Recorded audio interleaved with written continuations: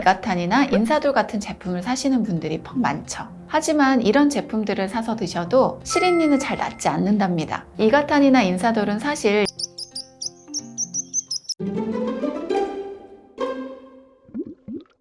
안녕하세요. 20년차 치과의사이자 15년째 치과를 운영 중인 치아쌤입니다. 여러분, TV 채널 돌리다 보면 정말 많은 광고를 보시죠? 그러다 보니 너무 자주 봐서 질리다 못해 머릿속에 박힌 광고도 정말 많고요. 한국인이라면 누구나 이런 광고를 기억하죠. 붓고 시리고 피나는 잇몸병엔 붓고 피나고 흔들리는 잇몸. 그래서인지 치아가 시리면 치과를 가기보다는 약국에 가서 이가탄이나 인사돌 같은 제품을 사시는 분들이 퍽 많죠. 하지만 이런 제품들을 사서 드셔도 시린니는 잘 낫지 않는답니다. 이가탄이나 인사돌은 사실 영양제 같은 거라고 보시면 돼요. 비타민C를 아무리 많이 섭취를 해도 감기를 치료할 수 없는 것과 마찬가지죠. 영양제가 치료에 도움은 될 수도 있겠지만요. 만일 여러분이 시린니를 앓고 있다면 저 광고를 먼저 떠올려서 약국에 가지 마시고 바로 치과로 달려가서 정확한 원인을 진단받고 치료받아야 한답니다. 오늘은 치아가 시린 이유 중 하나인 치아 페임 현상, 즉 치경부 마모증에 대해서 여러분이 궁금해할 만한 질문들을 모아 해결해 보고자 합니다. 치경부 마모증이란 무엇인가요? 풍치와 치경부 마모증은 다른 건가요? 치아와 잇몸 사이의 경계를 치경부라고 한답니다. 치경부 마모증이란 말 그대로 치경부가 마모되는 증상을 말해요. 만일 치아와 잇몸 사이의 경계가 패인 것이 눈에 보인다면 치경부 마모증일 수가 있어요. 치경부 마모증이란 풍치를 혼동하시는 분이 꽤 많아요. 풍치는 치주염이라고 해서 치경부 마모증이랑 완전히 다른 질병이에요. 풍치가 심해지면 잇몸뼈와 잇몸이 내려가서 겉으로 보기에는 치경부 마모증이랑 비슷하게 치아가 좀 길어 보이고 시린니 증상도 비슷하게 나타날 수는 있어요. 하지만 풍치와 치경부 마모증은 완전히 다른 이유로 나타나고 치료법도 전혀 달라요. 따라서 치과를 가서 정확한 진단을 받고 치료를 받아야 한답니다.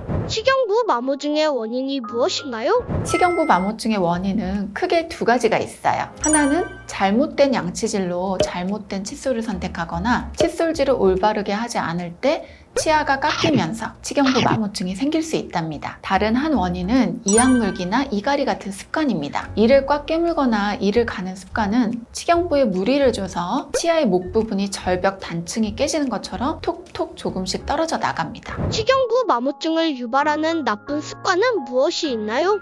칫솔과 양치질에 대해 조금 더 자세히 이야기해보죠. 양치질은 무조건 개운해야 한다고 고집하는 분들은 칫솔모가 뻣뻣한 칫솔을 선택하실 수 있어요. 반대로 잇몸이 예민해서 미세모처럼 부드러운 칫솔을 선호하시는 분들도 계시죠. 그런데 뻣뻣하고 강한 칫솔모는 치아 표면을 자극할 수 있어요. 뻣뻣하고 강한 칫솔로 치면 세균막은 잘 닦을 수 있지만 구석구석 섬세한 칫솔질을 하기는 좀 어려워요. 그래서 뻣뻣한 칫솔모로 양치질을 하면 칫솔에 힘을 너무 많이 주고 잇몸이 내려가면서 치아가 서서히 마모돼요. 반면 너무 부드러운 칫솔을 쓰면 칫솔모가 뭉개지면서 치면 세균막이 잘 안 닦입니다. 치면 세균막이 건재하면 당연히 다른 치주 질환에 쉽게 노출이 되겠죠. 물론 나이나 상황에 따라 탄력이 있고 뻣뻣한 칫솔을 써야 하는 분들도 있어요. 이런 부분은 저처럼 칫솔질에 대해서 잘 알고 적절한 양치법을 알려줄 수 있는 분을 찾아서 자신에게 맞는 칫솔과 양치법을 배울 필요가 있어요. 강한 칫솔질도 치경부 마모증을 유발하는 나쁜 습관이에요. 차임표의 분노의 양치질 아시죠? 이렇게 강한 칫솔질은 정작 치아를 닦는 데는 하나도 도움이 안 되고 치아만 상하게 한답니다. 특히 좌우로 세게 칫솔질하면 치아 목 부분이 떨어져 나가면서 치경부 마모증으로 이어져요.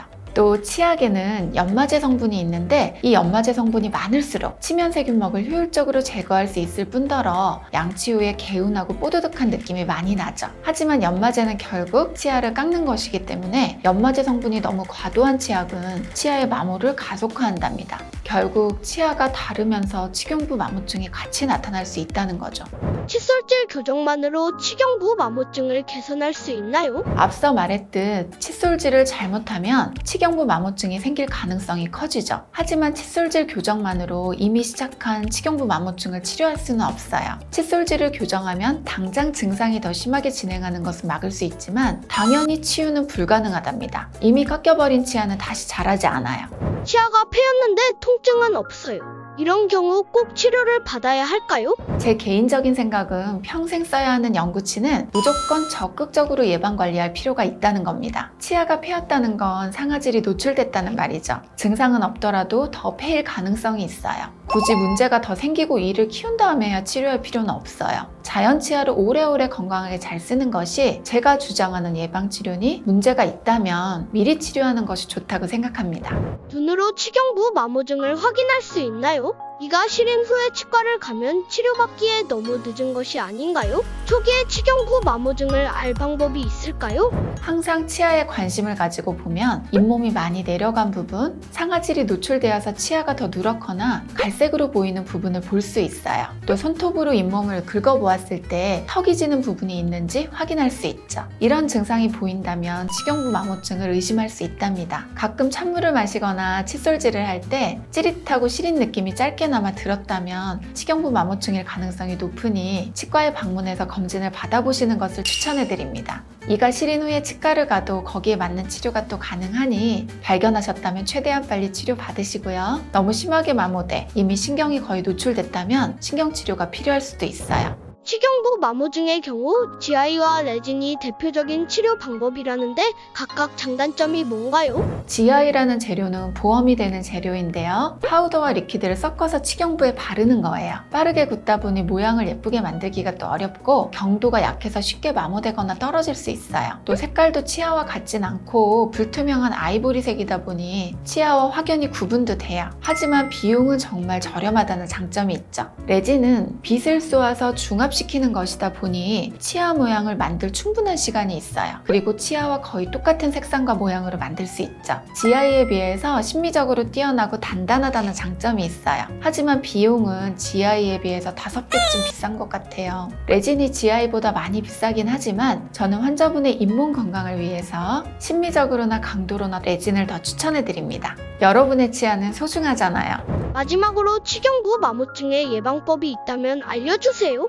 앞서 말한 것처럼 본인에게 맞는 처방받은 칫솔을 사용하고요. 올바른 칫솔법으로 양치질을 하는 게 필수예요. 치약도 연마제가 적은 것을 골라서 적당량만 사용하는 것이 중요해요. 또 이악물기나 이갈이 같은 습관이 있다면 교정이 필요하죠. 특히 야간 이갈이가 심하다면 치아나 턱을 보호하는 스플린트를 사용해서 치경부 마모증도 같이 예방할 수 있답니다.